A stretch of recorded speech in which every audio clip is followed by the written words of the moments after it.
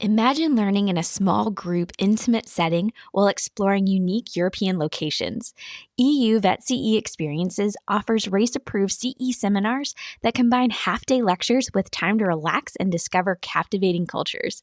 The CE sessions are delivered in English, allowing you to elevate your career while vacationing with loved ones. Experience the perfect blend of learning and luxury at EU Vet CE Experiences interactive seminars in hand-picked European destinations. Elevate your knowledge and recharge simultaneously. Visit euveterinaryce.com to learn more.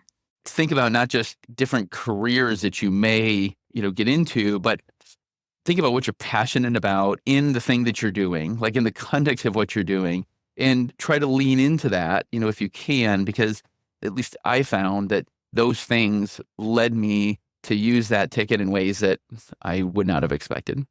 Business models within the veterinary clinic have evolved over time. One example is the business model around drug sales, and I really didn't know some of the background until this episode with Dr. Dennis Chmiel.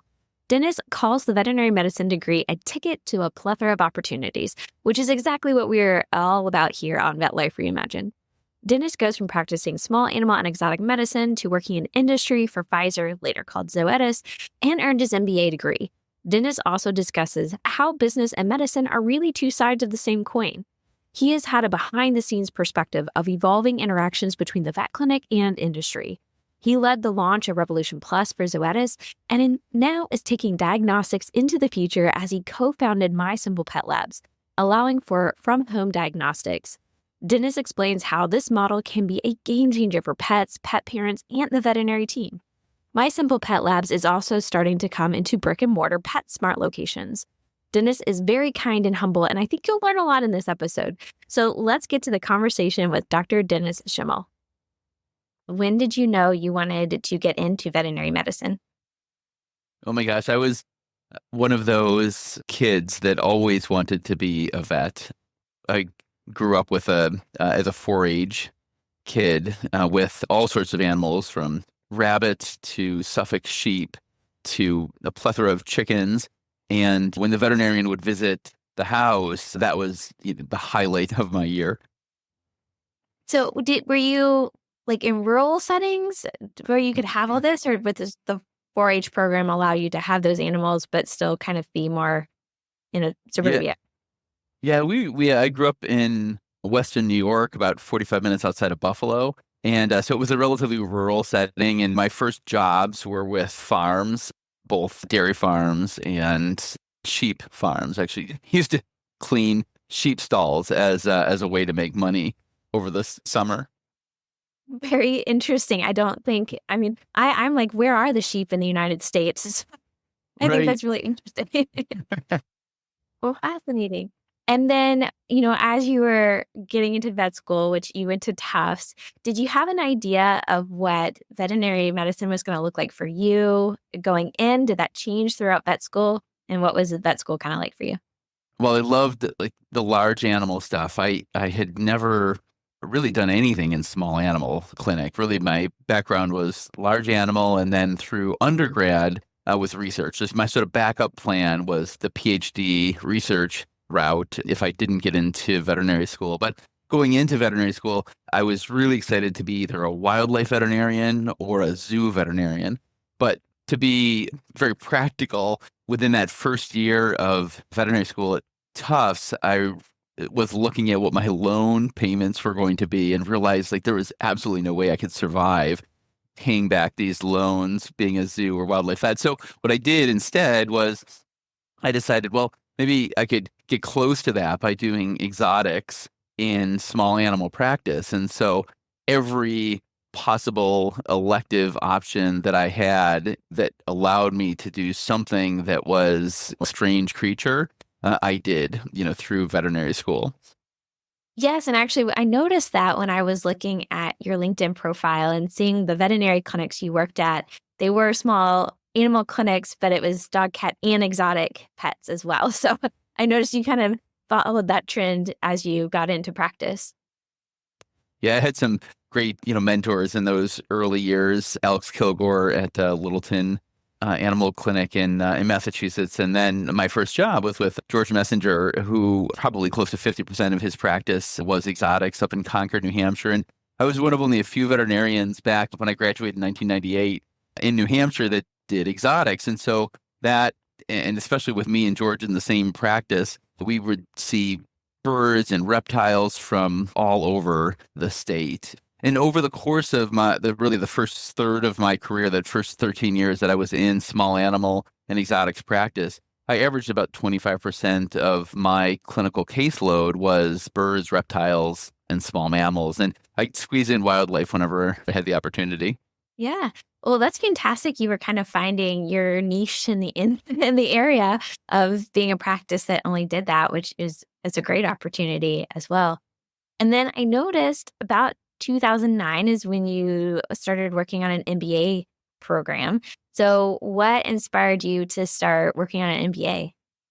It's a great question. It wasn't my planned path. I would never have expected to go to business school coming out of veterinary school, but I spent about 10 years with an NVA practice, a National Veterinary Associate practice. And it was a really good experience for me at the time. And I learned a lot about practice management and running a business. I was also, during those years, involved with what is now VMG, a veterinary management group. And so twice yearly, I would meet with other practitioners to talk about leadership and management and best practice.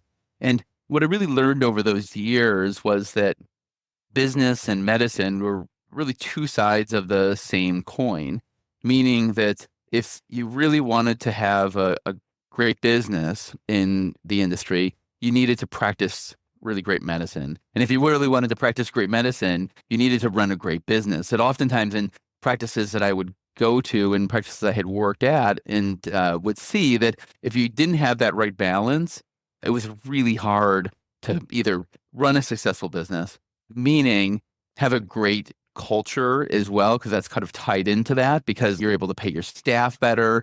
You're able to, run a more stress less, if that's possible, business. But yeah, you really need to have that balance. And so I became really interested in trying to understand business, not just within the industry, but outside of the industry. I wanted to understand, like, what are other industries learning, about business, and how could some of those best practices be transferred to our industry? I am very passionate about being able to look at perspectives outside of the veterinary industry to understand, it may not be direct that we translate it, but just to get those ideas and different perspectives that can help our profession. So kudos to you. So what were you seeing in other industries that you wanted to bring in more into the veterinary side? Yeah, I think that there is, in medicine, I'll start with this. In medicine, I think there are reasons that we tend to be very habitual, and it can be very difficult to change and do things differently. I think part of that comes from the nature of medicine, which is that, over the course, say, of a day in practice, there's a lot of things that happen that are routine, but there's a number of things oftentimes that happen that are not routine. And you need to have those routines and those habits in practice in order to make sure that you're not making unnecessary mistakes, right, for you and your staff, right? Think of just the complexity of a small animal appointment, for example. And I mean, if you think about just like the vaccines moving around and maybe the blood draws and the education and trying to like do the dance with the pet so no one gets injured, and you're also, fear-free and like all this, right? It's very complex. But because of that, it can be very difficult, I think, to change operations. And maybe that's one of the things that I took away from the MBA experience was the importance of operations and how you lay out a practice and think about just a business, almost like a manufacturing plant, right? Like if you're designing a manufacturing plant and you have to have raw materials input into that building, you want the factory line to start right at that garage door, right? It is a really simple thing, right? But if you look at a veterinary practice, oftentimes those basics of where the raw materials come in and how they're utilized don't make any sense at all, right? They create tons of inefficiencies which lead to inflexibilities in the operations and an increased likelihood of mistakes being made. So anyway, that was like a really big thing for me, just everything from like almost like looking at a practice top down and seeing how the people and materials flow through the practice and how you could tweak those things to make things more efficient and easier and minimize mistakes. Does that make any sense? It does.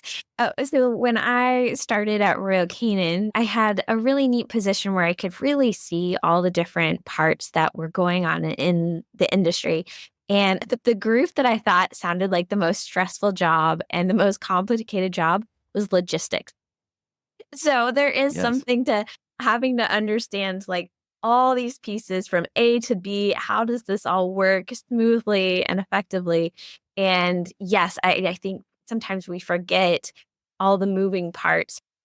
Yeah, those simple things that can, that would be regular, like in a manufacturing line, to like reduce unnecessary movements, to reduce unnecessary complexity, to reduce unnecessary decision making. It could be like in a practice, like a great example would be, and if you got a 4 or 5 doctor practice like I did, you have different doctors using different sized needles to give vaccinations, for example. And now the technicians are trying to always remember, which doctor is this and which size needle do I need to put on the syringe to give it? Some doctors want a 25 gauge, some doctors want a 23 gauge, some doctors want a 22 gauge. Like if you can create doctor alignment that, okay, everyone's going to use a 23 gauge needle to give vaccines, you've reduced complexity, increased simplicity, reduced stress, and reduced the likelihood of a mistake being made. So simple things like that, if you start to add those up over time, can really reduce the likelihood of a medical error and reduce the overall stress of the practice. It takes time to work through those things and to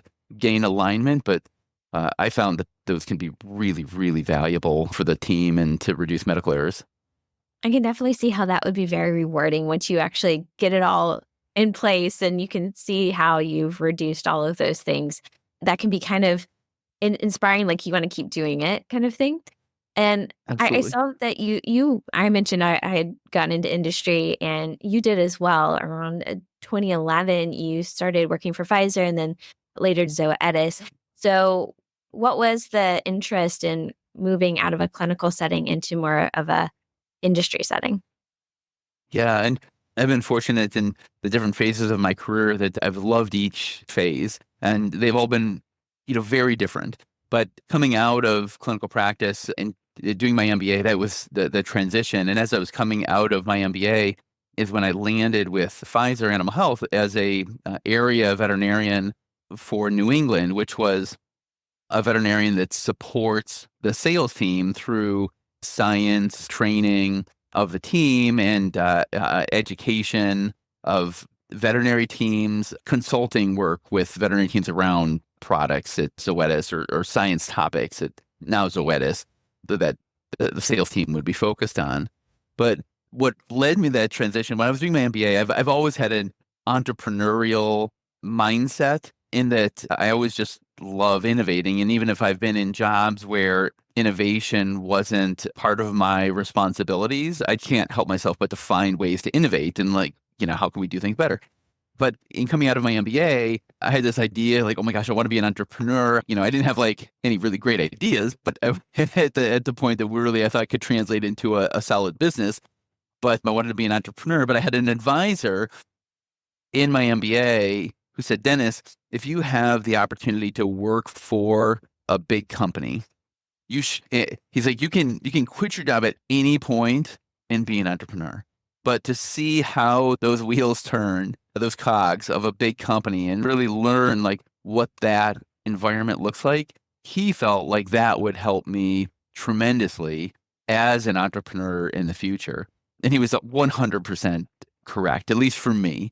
So I had an 8+ year run with Pfizer, which became Zoetis. And you got to do, it looks like a lot of different things in Zoetis, which I found really interesting. So not only were you appreciating how a big organization works, but I think I saw you go from, yes, a technical service veterinarian, but then you did digital services and then a senior marketing manager. So you were able to participate in a lot of these different areas too.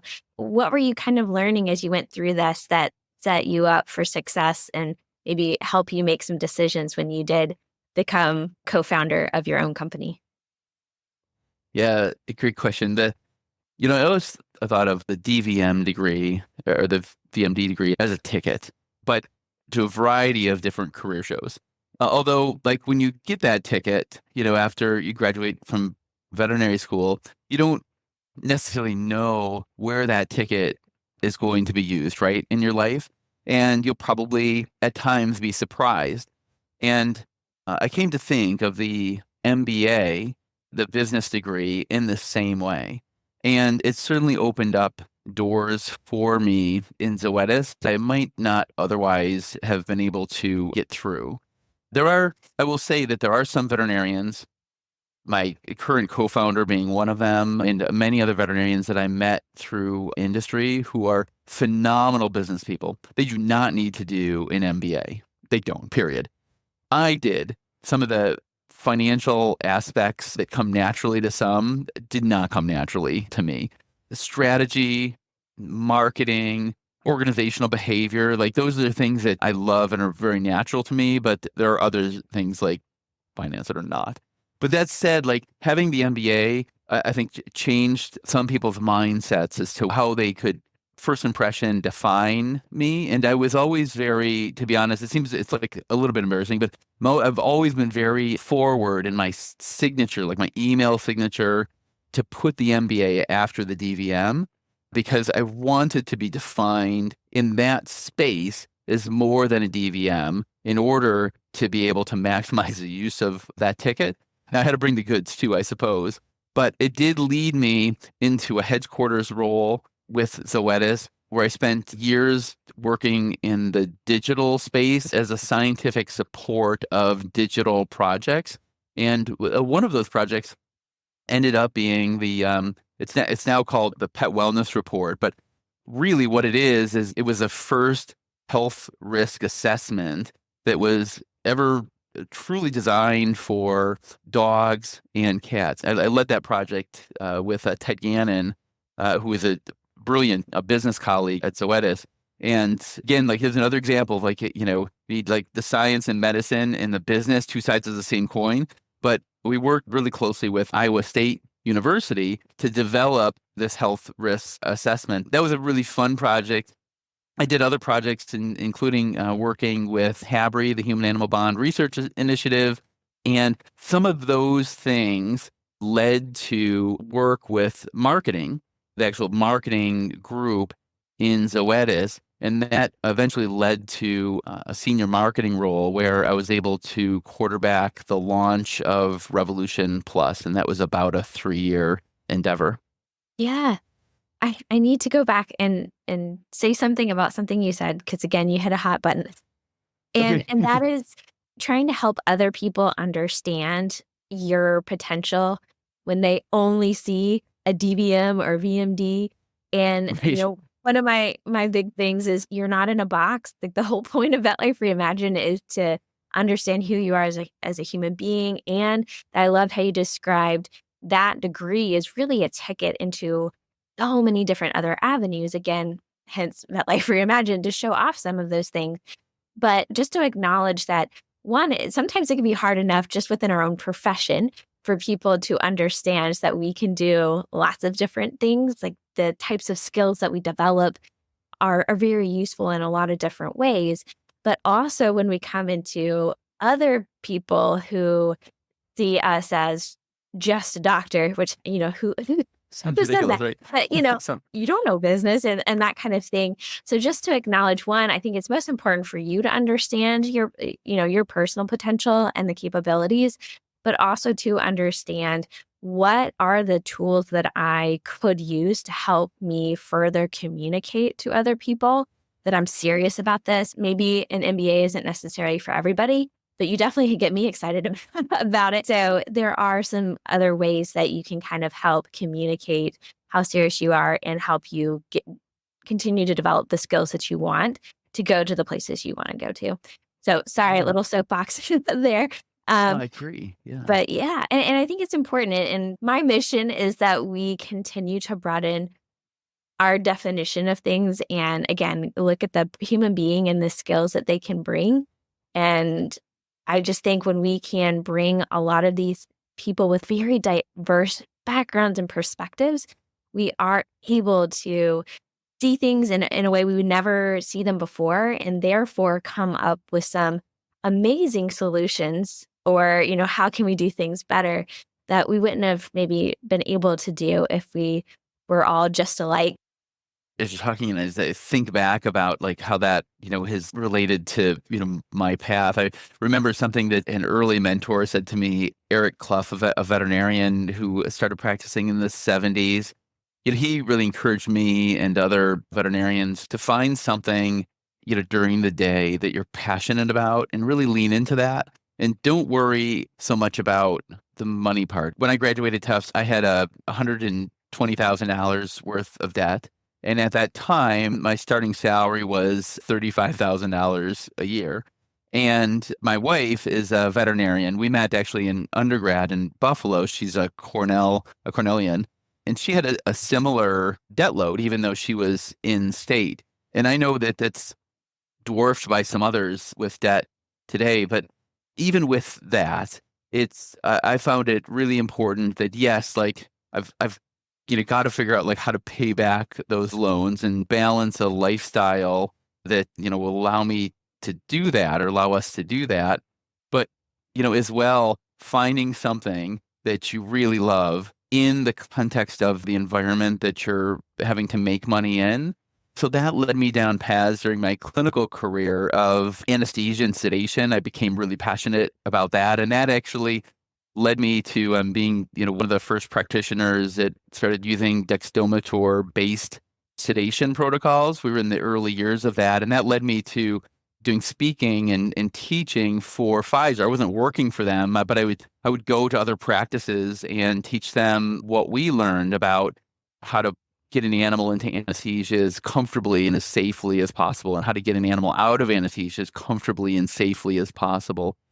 It also led me to getting really passionate about endoscopy and, doing all sorts of endoscopic and endoscopic assisted procedures that, I found just really fun. Like I could have made more money by going into, more appointments, but I had to balance that with things that really got me, excited over the course of the day. So anyway, like you just made me think about think about not just different careers that you may, get into, but think about what you're passionate about in the thing that you're doing, like in the context of what you're doing, and try to lean into that, if you can, because at least I found that those things led me to use that ticket in ways that I would not have expected. Yeah, I'm so glad you said that because I did see that you had been a speaker for Pfizer too before you joined. And who knows, that helped you build a relationship with the company and may have helped you because industry jobs can be Absolutely. very competitive too, especially right now. So just by leaning into what you're interested in, really help open doors and find new opportunities along the way that continue to meet your interests because you're putting forth the energy and effort into it. So completely Yes, agree. exactly. So, it talked about very early on coming out of your MBA, you were already interested in potentially being the entrepreneur and starting your own company. And so here you are, you've been in Zoetis for a while. When did you finally start hinting at, I might be getting that idea that I need to start developing my own company? Yeah, we really started thinking about it in 2018. So I was in the process, back then of preparing for the launch of Revolution Plus. And as you'd said earlier, I was the senior marketer, the lead for getting that launched with, the help of countless other people. And oftentimes I think of marketing as like the center of of one of those old wagon wheels. You don't really have in that kind of role really any direct reports, but there's all of these people. Each spoke ends with like a person or a group that has a stake in what you're doing and has input in what you're doing. And so you as a marketer at that center, just like taking feedback and trying to make the whole thing work, which we ultimately successfully did. became a blockbuster medication in veterinary medicine. But I've always had a passion for, just innovation, making a difference. And I love my industry. I love veterinary medicine. And I truly believe that the world is a better place when veterinary medicine is healthy and strong. But I've also been a believer that the industry is slow to change, like too slow at times. And if we could be a bit more visionary and a bit more paying attention to where the world is going, we might have a better chance of putting our profession in the best position possible for that future. And maybe an example that I would share that will help explain what I just said was really pharmacy. Back in the early days of me practicing in the early 2000s, we started to understand that the business model of pharmacy might not be appropriate for the future. In other words, we had come off of several decades of basically a monopoly on small animal pharmaceuticals and vaccines, and then more recently, from the 90s, heartworm and flea tick products. And what that created in the model for the industry was an ability for us to charge relatively high margins, right, or high profits on those products. And we did it not because we were like bad people. We did it to subsidize low cost services. So you could get a spay done on a cat or a dog for really nothing. Exams were typically loss leaders, right? Where it actually cost more to provide the exam and consultation service than the retail price of that exam or consultation. But it worked out okay because you knew like you're going to sell heartworm and flea tick. You were going to give vaccines that had higher margins. And so then it could balance. But what happened was that eventually other industries, other companies from other industries looked at that and said, oh my gosh, like look at the margins on those products. I would happily, outside of the industry, take much lower margins for a piece of that, market pie. And that led to what became, a 10 to 15 year fight for those products and led to what we'd call like a gray market situation where we had products being sold legitimately into the industry, which are then being resold to like essentially middlemen to get them to retailers that were willing to go through middlemen, back channels to get it. But the problem with that is it led to challenges with supply chain credibility or integrity. Like were those products being maintained properly, either like through refrigeration or, just regular temperature? And now I would argue that today pharmaceuticals have become now more accessible. The costs for many of those pharmaceuticals have come down to make them so not only are they more like channel accessible, like retail accessible to pet parents, but the costs have come down. And the veterinary industry is still, pharmaceuticals is a very important aspect of their business and their profit center. And it's supported by new innovations, right, that are coming out. So we're talking about Zoetis, right, the monoclonal antibodies are a great example of that are not easy products to go over the counter. But it's a long way of saying, had we as an industry looked ahead and said, you know what, like having pharmaceutical products more accessible to the pet parent is actually good for pets.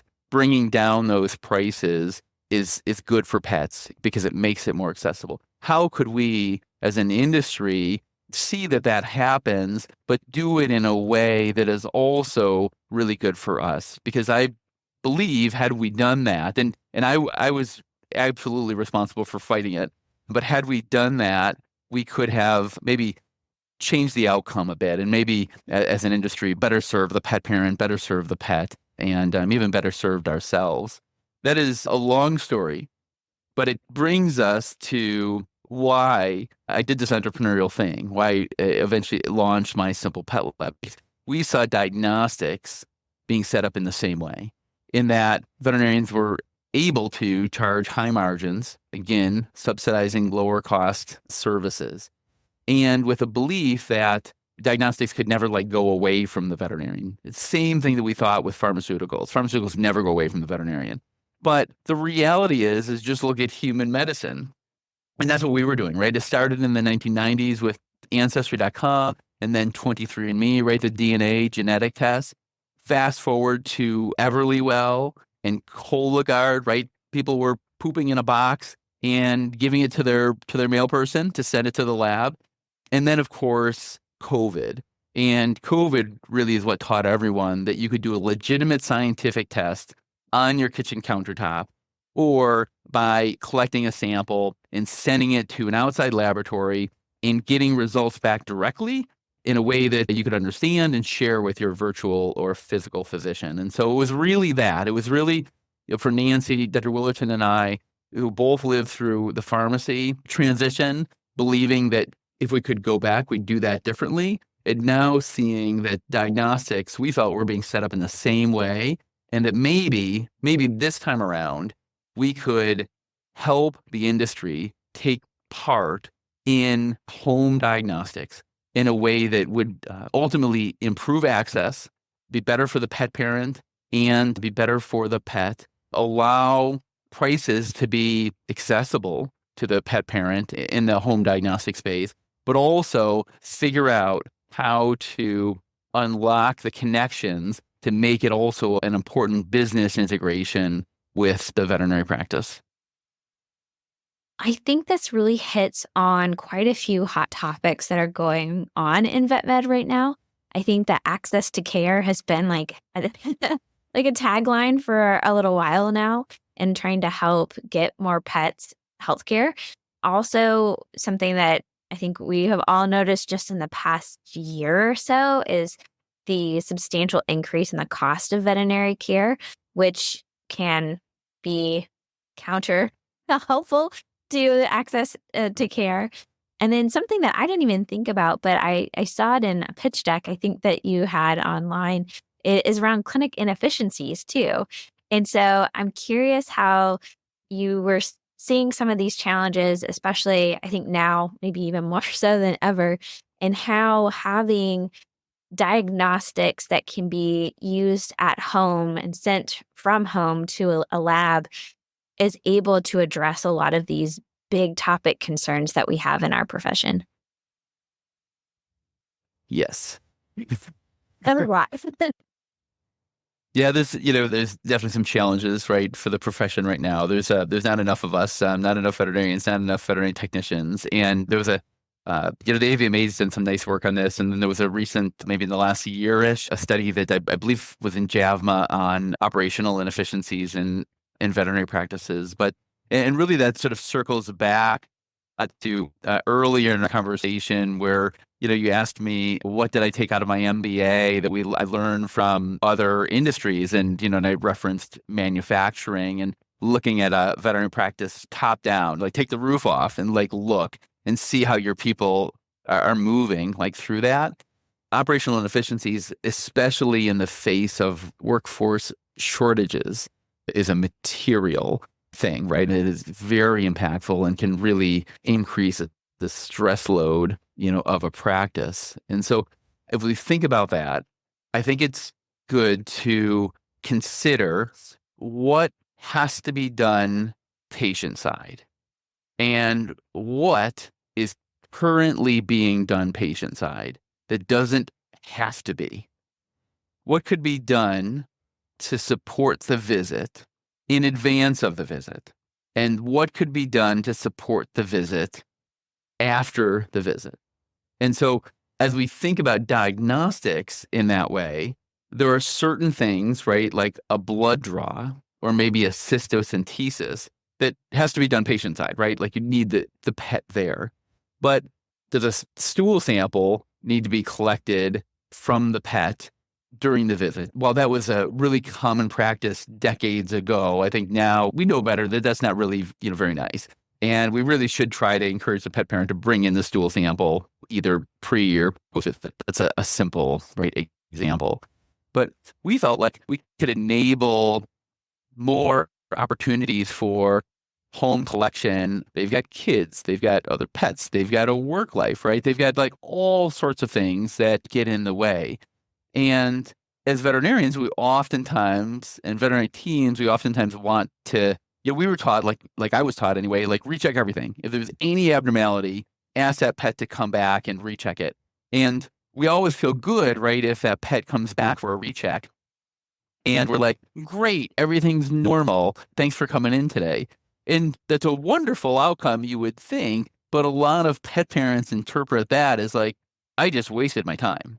I just paid to have the vet tell me that everything was fine. I took time off of work. I had to find a babysitter for my kid, right? Like I had to pull this dog that hates being in a car and vomits every time and pull them back into the practice.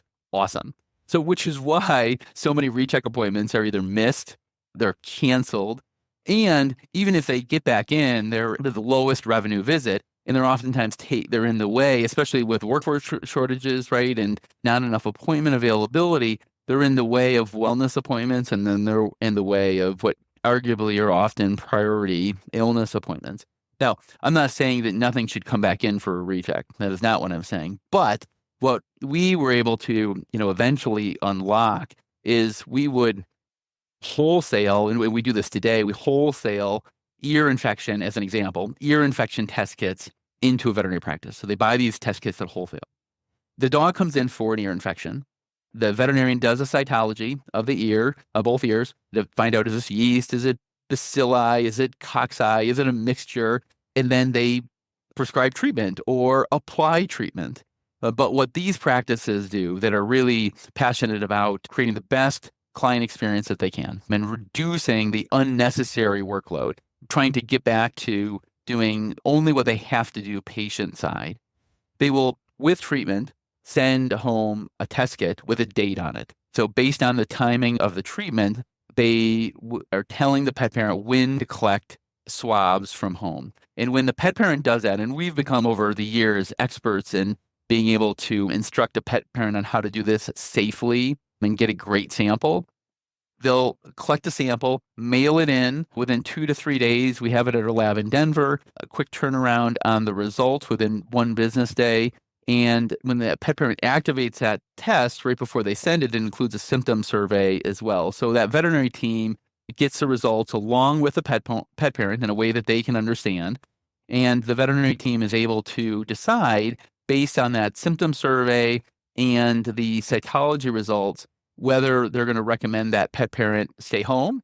And 75-80% of the time, that's what these veterinary practices do. And they say, like, you know what, this looks fine, dog's doing well, you're in for a vaccine this summer, we'll check the ears again then. Or 20 to 25% of the time, they'll say, you know what, based on the symptoms and or the cytology results, this pet really needs to come back in.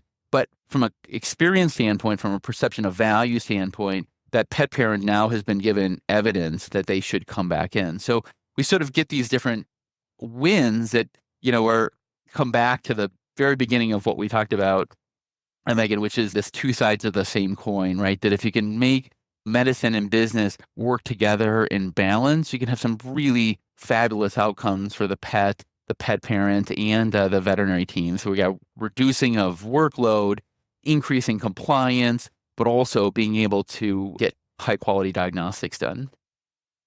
Yes, and I really think we've been doing this maybe even longer than people think. Again, working at Royal Canin, we had Blue Care. There's another one called like Pretty Litter, where they urinate, and if it turns a certain color, it means it's detecting levels of red blood cells, or those kinds of things that we've been doing for a little while now, that are a lot less traumatic on the cat, or on the pet as well. And again, like you said, it signals to the pet owner, oh, I have proof. It's like, oh, there is something wrong, and it helps them peace of mind, call the vet and figure out what they need to do. So I have to try to sneak in a really quick question, because of being a nutritionist. We have also seen where diagnostics, which, yes, these at-home tests have become very popular, both in people, but also pets. My goodness, someone told me a human story not too long ago on a little snafu with a test that was not really up to par. And so, especially in the nutrition space, we've had where they have sent in some fur samples of a stuffed animal, and the poor stuffed animal came back allergic to all these food things.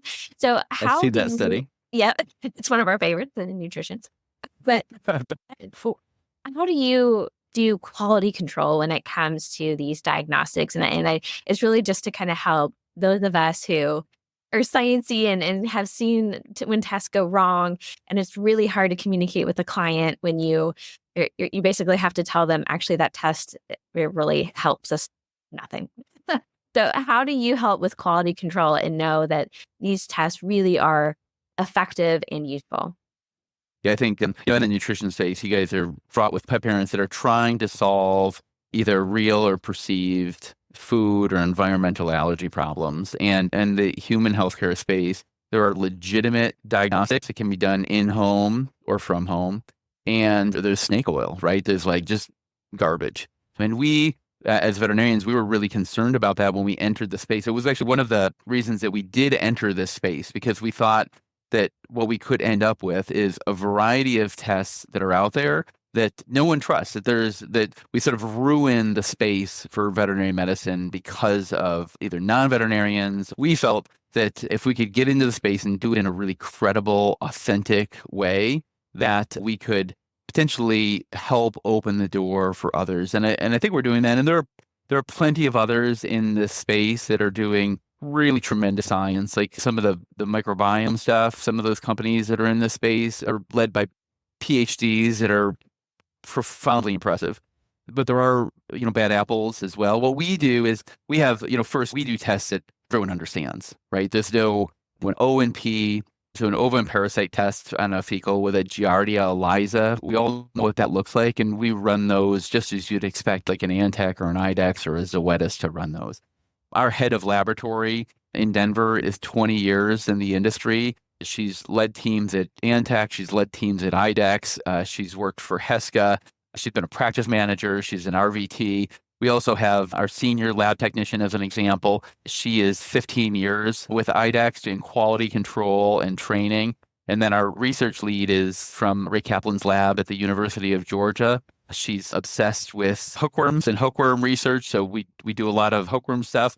Part of our research, like what we do from a research standpoint, is answer questions that are different from what you might be expecting. Like, for example, we've presented twice at the Veterinary Pathology Conference on the stability of ear swabs in Amy's media over 3 days and then over 5 days. And the stability is tremendous. For work that we're doing with the stability of urine at room temperature in preservative tubes that are used in human medicine, we've presented last year at ACVIM and we'll be presenting this year at ACVIM as well. So I think it's a combination of things, but demonstrate credibility wherever we can. And it's important to evaluate, if you're going to be using a home diagnostics company, to really think about that, because yes, like there are bad apples that are out there. And I think it's helpful, again, for the veterinary peace of mind. And then now you are getting into brick and mortars. So you opened up the very first clinic in a PetSmart in Colorado.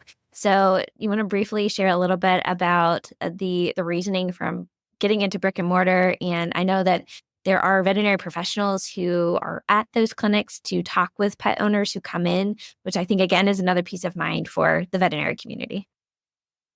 Yeah, and we could probably do an entire podcast on this part, but you'll be happy to know that this is a very sort of nutrition-focused approach. We have basically what we've done is created what would be a new category called express care, as you differentiate it from primary care, which we all know, urgent and emergency care. There's also wellness care that's out there. There's also sort of vaccine-specific care, like a vaccine clinic. Express care is more like the minute clinic concept in human medicine, where it's some wellness and minor health concerns. And we're retail based. So these express clinics, we started in the Denver metro area, and they're within PetSmart, and they're in the nutrition section, because one of the reasons for being is nutrition education. We've been complaining for years, right, that there isn't enough expertise in the nutrition aisles at pet retail stores. Well, we're here to change that and create an accessibility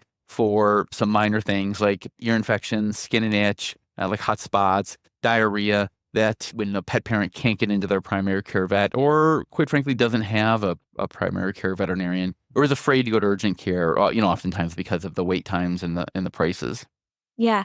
And I just want to comment, you made that one share earlier, right before we started, that one of the surprising things you have found so far doing this is that a lot of the pet parents that come into this clinic do not have a primary care veterinarian.